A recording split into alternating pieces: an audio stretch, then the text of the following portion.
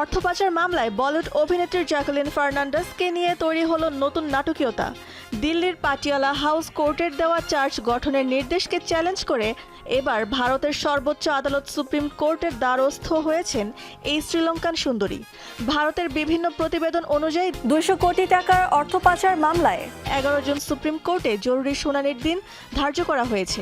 এর আগে জ্যাকুলিনের আইনজীবীরা বিষয়টি নিয়ে অতি দ্রুত শুনানির আর্জি জানান। সেই প্রেক্ষিতে বিচারপতি পি.কে. মিশ্র এবং বিচারপতি এ.এস. চন্দুরকরের সমন্বয়ে গঠিত অবকাশকালীন বেঞ্চ মামলাটি শুনানিতে সম্মতি প্রকাশ করে এবং 11 জন শুনানির দিন ঠিক করে।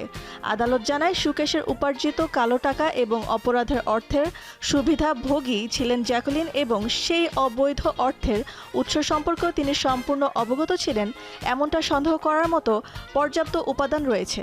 গত 30 মে দিল্লির পাটিয়ালা হাউস কোর্টের অতিরিক্ত দায়রা বিচারক প্রশান্ত শর্মা জ্যাকুলিনের বিরুদ্ধে অভিযোগ বা চার্জ গঠনের নির্দেশ দিয়েছিলেন। সেই নির্দেশকে পুরোপুরি চ্যালেঞ্জ জানিয়ে সুপ্রিম কোর্টে আপিল করেছেন অভিনেত্রী।